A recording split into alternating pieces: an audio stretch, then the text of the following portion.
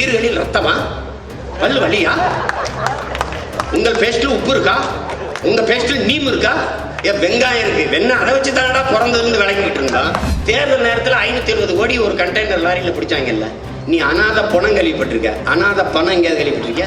ஆடு மாடு வளர்க்கிறது அவமானம் என்று கருதுகிற எவனாவது கறி திங்காம இருக்கியா? முட்டை திங்காம இருக்கியா? பால் குடிக்காம இருக்கியா? அப்புறம் நான் வேளாண்மை அரசு பணியா மாற்றணுங்கிறது சிரிக்குது. ஒருத்தர் வந்தார், என்ன வேலை தம்பி பார்க்குறீங்க? சாஃப்ட்வேர்ல வேலை பார்க்குறேன். நீங்க சாப்பிட்டு போய் தானே வேலை பார்க்குறீங்க, பட்டினியா போய் வேலை பார்க்குறீங்க. சீன கொட்டான், சீன பாய், சீன கிடுகிழப்பு வருது. சீன பாயில படுத்தா உனக்கு தூக்கம் வருமா? எங்க ஆத்தா பெண் பாயில படுத்தா உனக்கு தூக்கம் வராதா? கருப்பட்டி அமெரிக்கால ஒரு கருப்பட்டி 1000 ரூபாய் ஒரு கருப்பட்டி. நீ இங்க பாரு, நீ டீ தண்ணி குடிச்சுக்கிட்டு இருக்க, உன் நீச்ச தண்ணி அமெரிக்கா முடிச்சுக்கிட்டு இருக்க. 1000 ரூபாய் ஒரு லிட்டரு. நீ உனக்கு ஒண்ணுமே தெரிய மாட்டேது உலகத்துல என்ன நடக்குதுன்ட்டு. தமிழ்நாட்டுக்கு கறி எங்க இருந்து வருது? யாராவது சொல்லுங்க. ஆந்திராவில இருந்து வருது. தமிழ்நாட்டுக்கு கறி ஆந்திராவில இருந்து வருது. அப்ப உங்க ஆடு மாடு எங்க? நீங்க ஆடு வளர்க்கல. பால் எங்க அப்பா நம்மால் வார்த்தை கேட்டேன், அப்பா பால் குடிக்கலாமான்னு. பால் குடிக்கலாம். மாடு எங்க இருக்கு? மாடு எங்க இருக்கு? எத்தனை லட்சம், எத்தனை கோடி பேர் பால் குடிக்கிறோம்? எத்தனை லட்சம் மாடுகள் இருக்கு? எங்க இருக்கு மாடு? மாட்டுக்கு பண்ணை எங்க இருக்கு? பால் எங்க இருந்து வருது? அவ்வளவு யூரியா, அவ்வளவு சோப்பு தண்ணி. இது லெமன் ஃபிளேவர், இது மாங்காய் ஃபிளேவர், இது மில்க். அது மாதிரி இது ஒரு மில்க் ஃபிளேவர். அதுல பால் மனம் வரும், பால் இல்லை. அது பால் மாதிரி ஒன்று, பால் இல்லை. இதையெல்லாம் மாற்றணும். வருங்கால தலைமுறை வாழ்வதற்கான பூமியாக இதை மாற்றணும். அதுதான் மாற்றம். மாற்றம்னா ஜெயலலிதா ஓட்டு போட்டு, அது முடிஞ்ச அப்புறம் கருணாநிதி ஓட்டு போட்டு, இதுக்குள்ள இல்லை மாற்றம். ஒரு திருடனை விட்டுட்டு இன்னொரு திருடனை தேர்வு செய்து, திருடன் இருந்து இந்த திருடனை பாதுகாக்கிறது, பேய விவாகரத்து பண்ணிட்டு பிசாசை கட்டுறது, அப்புறம் பிசாசு சரியில்லைன்னு பிசாசை விவாகரத்து பண்ணிட்டு பேய கட்டுறது. இதெல்லாம் வாழ்க்கை. இது ரெண்டையும் விரட்டி விட்டு ஒரு நல்ல பொண்ணா பார்த்து கட்டுறதா வாழ்க்கை. அதை புரிஞ்சுக்கிறோம். நீ ஜெயலலிதா கருணாநிதிக்கு என்ன மாற்று இருக்கு? இவன் அடிச்சு வச்சிருக்க பல லட்சம் கோடி பதுக்கி வச்ச கொள்ளையை இவன் கண்டுக்க மாட்டான். இவன் அடிச்சு வச்சிருக்க பல லட்சம் கோடி பதுக்கி வச்சிருக்க பணத்தை அவன் கண்டுக்க மாட்டான். திருடனுக்கு திருடன் பாதுகாப்பு. 2 பேரையும் தூக்கி போடு, என்னை கொண்டாந்து வச்சு பாரு, 6 மாசத்துல எவ்வளவு பணத்தை வெளியெடுத்து பாரு. என்ன பாரு, எத்தனை லட்சம் கோடிகளை வச்சிருக்கான். தேர்தல் நேரத்தில் 570 கோடி ஒரு கண்டெய்னர் லாரியில பிடிச்சாங்கல்ல. நீ அநாத பணம் கேள்விப்பட்டிருக்க? அநாத பணம் எங்கேயாவது கேள்விப்பட்டிருக்க? யார் பணம்னு இதுவரை கேட்கலையே. ஒவ்வொரு தனி மனித வீட்டுக்குள்ள இருந்து 500 கோடி எடுத்தான், 250 கோடி எடுத்தான்.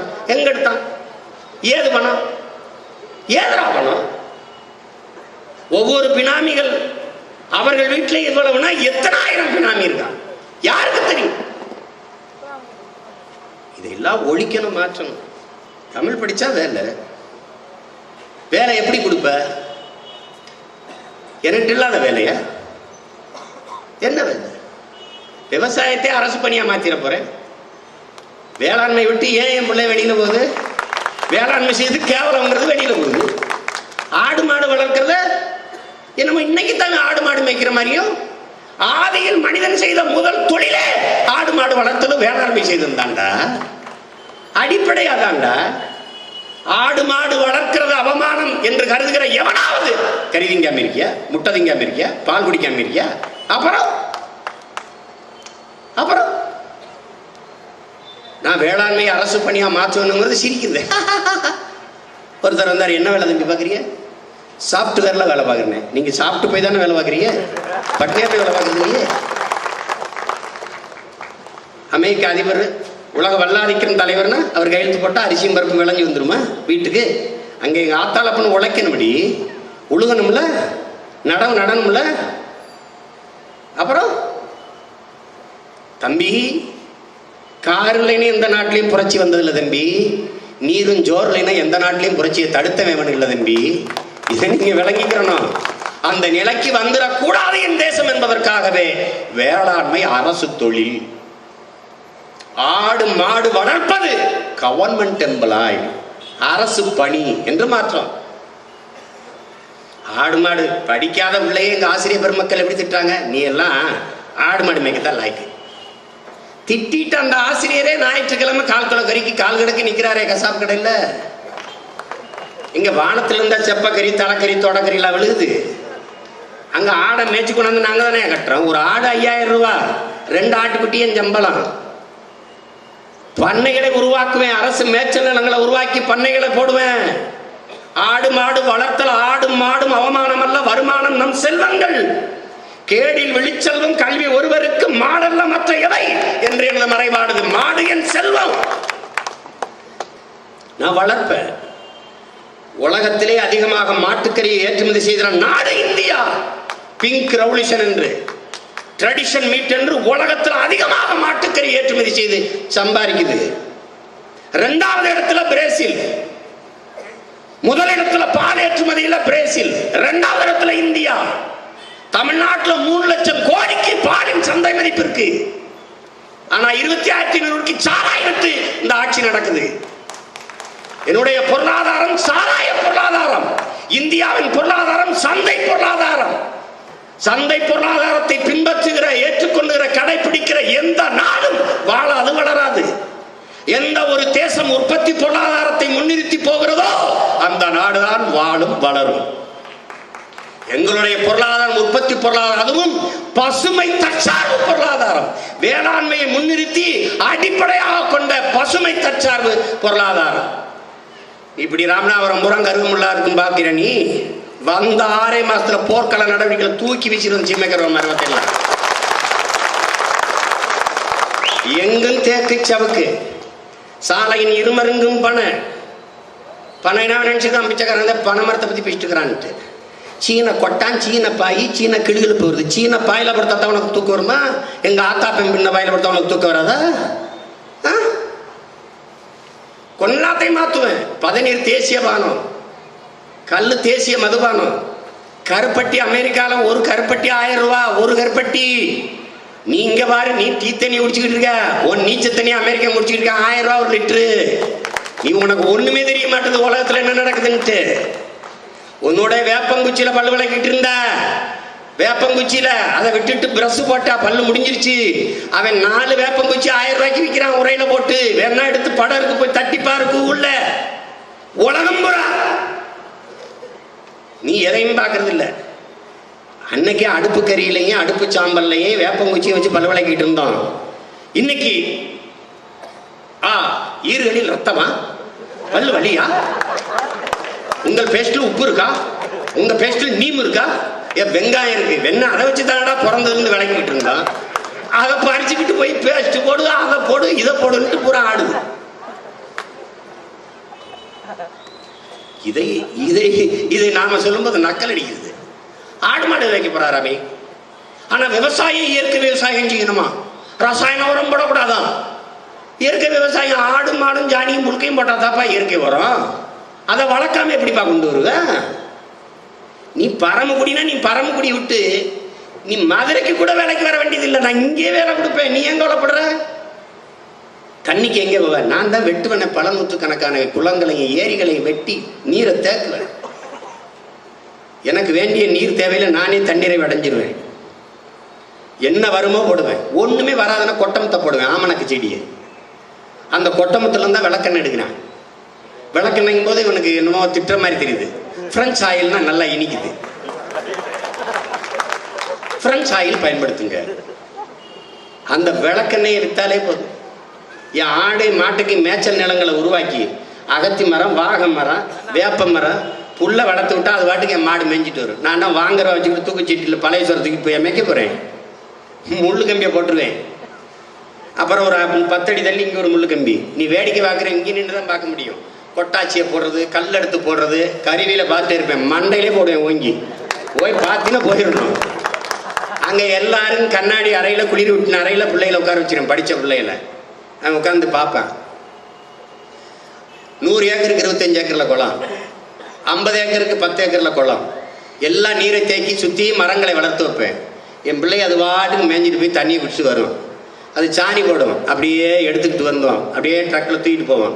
1/2 கிலோமீட்டரில் இயற்கை உரம் தயாரிக்கிற தொழிற்சாலை வைப்பேன். அங்கே 1000 பேர் வேலை வைப்பேன். பூட்ஸு, க்ளவுஸு, கண்ணாடி, தொப்பி.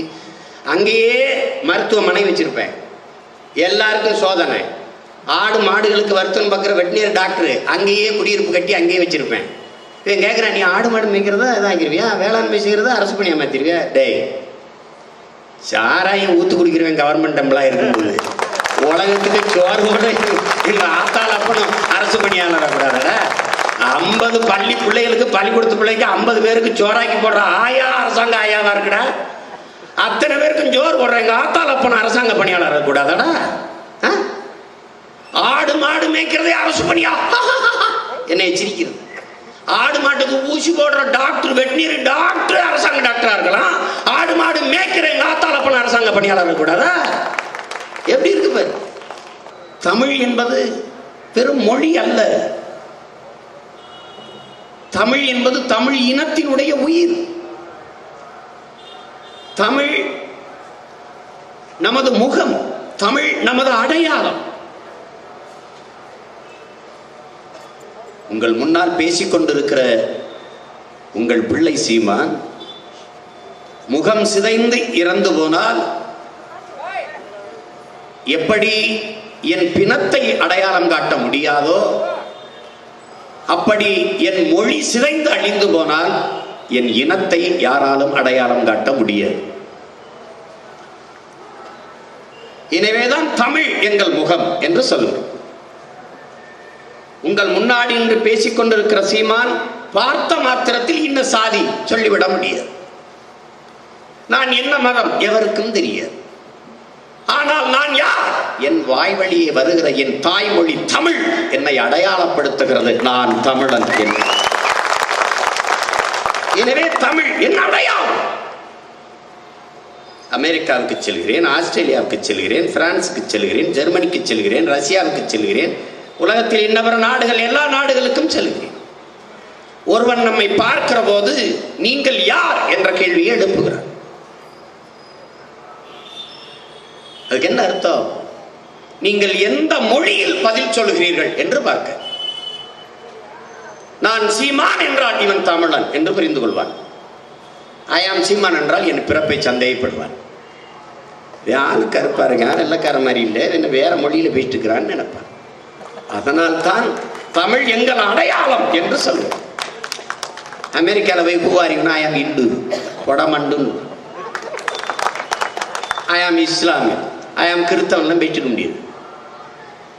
நீ யார் என்றால் நீ என்ன மொழி பேசுகிறியோ அதுதான் உன் அடையாளம். அறிவார்ந்த எனது சொந்தங்கள் சிந்திக்கணும். சீனக்காரன் ஐயாம் சீனன் என்று இல்ல, ஐயாம் சைனீஸ். அவன் மொழியில் தான் தன்னை அடையாளப்படுத்துறான். உன்னை போல ஐயாம் இந்தியன்லாம் கிடையாது. இங்கதான் பைத்தியக்கார பையன் மக்கள் திட்டிருப்பான், நான் இந்தியன் இந்தியன் இந்தியன். இங்க எவனுமே கிடையாது. இத பல தடவை சொல்றோம், ஒரு பைத்தியக்கார பையனுக்கும் புரிய மாட்டேங்குது. யாருமே இந்தியன் இல்லை. கானத்துல் கபூர்கான்ங்கிற இந்து எல்லை காந்தி என்று எல்லோராலும் அழைக்கப்பட்ட பெருமகன் இந்தியாவுக்குள்ள வந்து சுத்து பயணம் செஞ்சுட்டு அவர் நாட்டுக்கு போறதுக்கு டெல்லி வானூர்தி நிலையத்தில் நிற்கிறாரு. பத்திரிகையாளர்கள்லாம் கூடி கேட்கிறாங்க, இந்தியாவில் என்ன பார்த்தீங்கன்னு. ஒரு இந்தியனை கூட பார்க்கலைங்க. அவன் கன்னடன், அவன் மலையாளி, அவன் தெலுங்கன், அவன் மராட்டியன், அவன் பீகாரியன், அவன் குஜராத்தியன், அவன் போஜ்பூரி. நான் தமிழன். இதாங்க இருக்கிற அடையாளம். இந்தியன் இங்க எவனுமே இல்லை.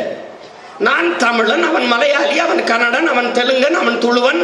நாங்கள் எல்லோரும் இணைந்து இந்தியா என்கிற நாட்டுக்குள் வாழ்கிறோம். இந்திய நாட்டின் குடிமக்கள், சிட்டிசன் ஆஃப் இந்தியா. இது ரெண்டையும் குழப்ப கூடாது. இங்க இருக்கிற குழப்பமே அதான். நேஷனாலிட்டியும் சிட்டிசனையும் மட்டும் குழப்பிக்கூடாது. நேஷன் என்பது தமிழ் நேஷன், தமிழன் நான். சிட்டிசன் ஆஃப் இந்தியா, நான் இந்தியாவின் குடிமகன். ஆனால் இனத்தால், மொழியால், இனத்தால் நான் தமிழன். நான் ஒரு தேசியனத்தின் மகன். என் தேசம் தமிழ் தேசம், என் மொழி தமிழ். அது அங்க இருக்கிறது. வெள்ளக்காரன் உன்கிட்ட வந்து என்ன சொல்லுவான்? ஐ அம் பிரிட்டிஷ். நான் சொல்லுவேன், நோ, ஒருவனும் சொல்ல மாட்டான் ஐ அம் பிரிட்டிஷ் என்று. ஐ அம் இங்கிலீஷ், ஐ அம் பிரெஞ்சு, ஐ அம் டச்சு, அப்படிதான் சொல்லுவான். தன் மொழியில் தான் தன்னை அடையாளப்படுத்துவான். அதனாலதான் தமிழ் எங்கள் அடையாளம். சும்மா தமிழ்னு இதை பேசிட்டுக்கிறேன்.